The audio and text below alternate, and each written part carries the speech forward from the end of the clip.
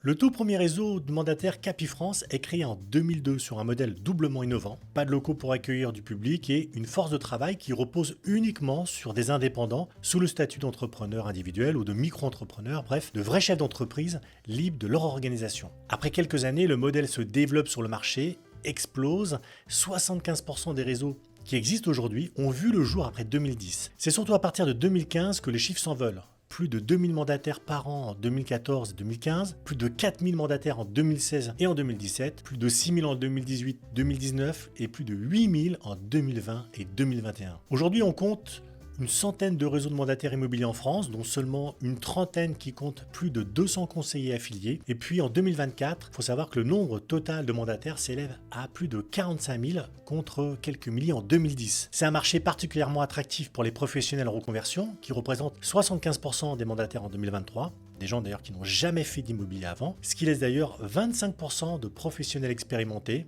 leur part ayant quand même augmenté de 6%. En 2023, après 10 ans de hausse continue, on constate une diminution des effectifs cumulés, puisqu'on comptait 3000 mandataires de moins fin 2023 par rapport à 2022.